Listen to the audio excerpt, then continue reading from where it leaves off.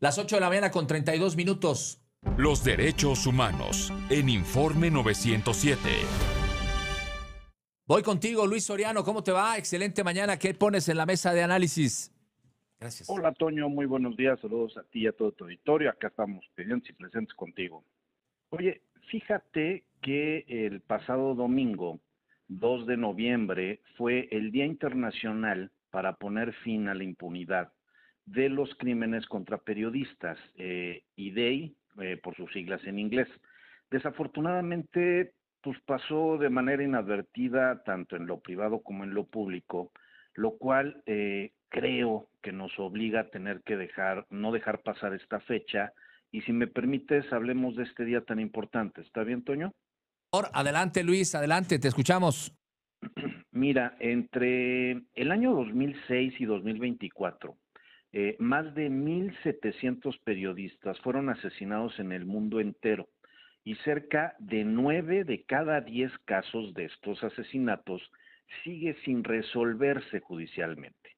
Según el Observatorio de Periodistas Asesinados de la UNESCO, la impunidad conduce a más asesinatos y a menudo es un síntoma de la agudización del conflicto y el colapso de la ley y de los mismos sistemas judiciales. Es por ello que la misma UNESCO le preocupa que la impunidad daña a la sociedad al encubrir graves abusos a los derechos humanos y a la corrupción y evidentemente a la delincuencia.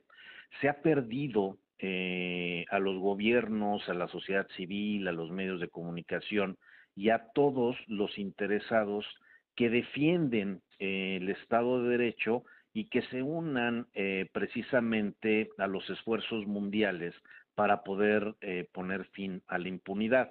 Y de eso va la fecha, Toño. Porque, bueno, al final del día también se reconocieron que las consecuencias de la impunidad son de gran alcance, especialmente en delitos contra periodistas. Por lo mismo, la Asamblea General de las Naciones Unidas aprobó la resolución A-RES 68/163 en su sesión número 68 del año 2013, precisamente proclamando el 2 de noviembre como el Día Internacional para poner fin a la impunidad de los crímenes contra periodistas. Esta resolución urge, obliga a los Estados miembros a tener que implementar medidas definitivas para contrarrestar el actuar cultural de la impunidad. La fecha evidentemente se eligió en conmemoración del asesinato de 2 periodistas franceses en Mali, Toño, el 2 de noviembre del 2013. Vayamos a Puebla, vayamos a los datos que hay en Puebla. En Puebla del 2020 al 2024, Toño, se identificaron 237 casos de amenazas, agresiones o casos relacionados a el tema de los periodistas. Y en los últimos 11 años han sido asesinados 4 periodistas en el estado, sin tomar en cuenta el reciente asesinato en la Sierra Negra de nuestro estado. El primero, el 14 de noviembre del 2012, contra Adrián Silva Moreno.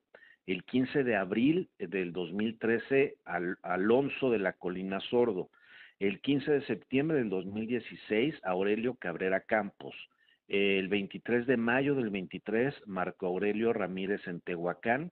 Evidentemente, no podemos dejar pasar el asesinato de nuestro compañero periodista en el norte del estado, que pasó recientemente, lo cual motiva que del año 2000 a la fecha, más de 75 casos han sido reportados, y esto hizo que Puebla fuera o estuviera en aquellos años en el segundo lugar con mayores casos de violencia periodista, solo por debajo de la Ciudad de México, con 92 agresiones. Eso estamos hablando del 2020.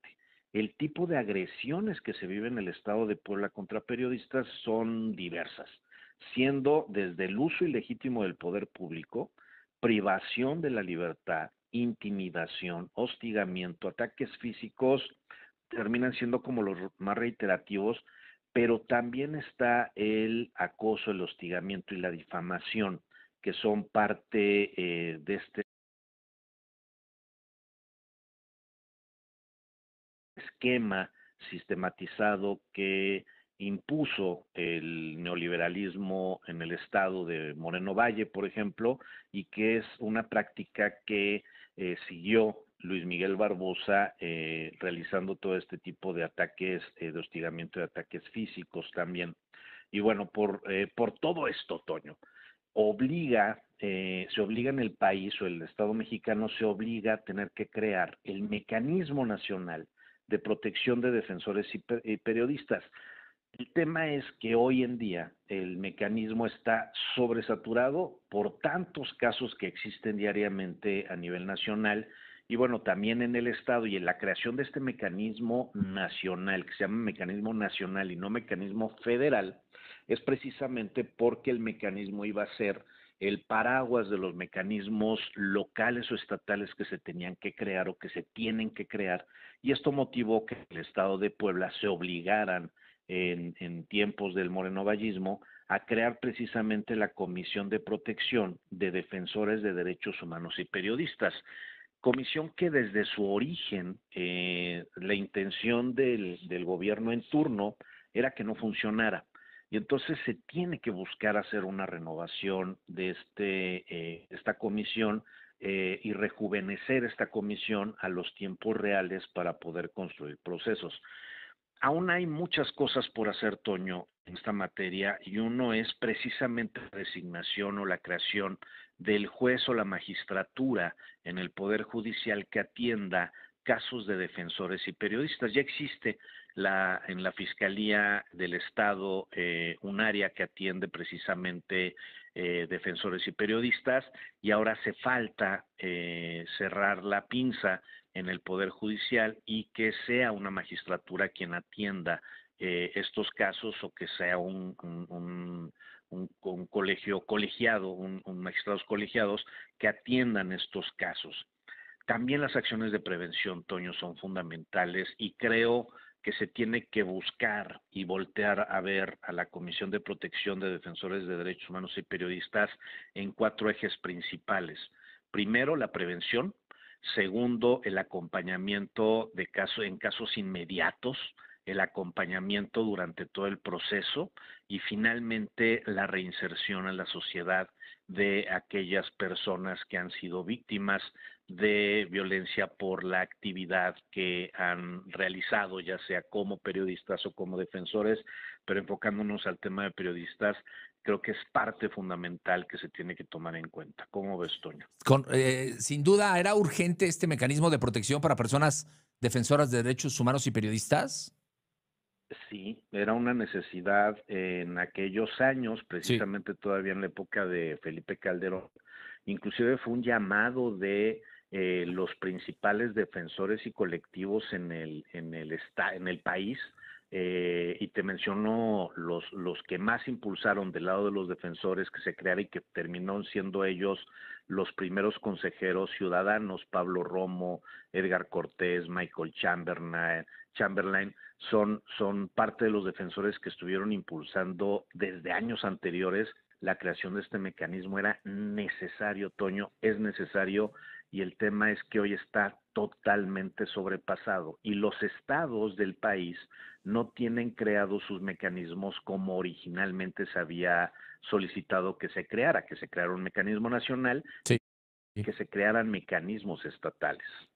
Correcto. Perfecto. Luis, ¿dónde te vemos y te leemos? En mis redes sociales son Luis Soriano BC, ahí nos pueden encontrar en todas las redes sociales, y cualquier tema, pues estamos aquí pendientes y a la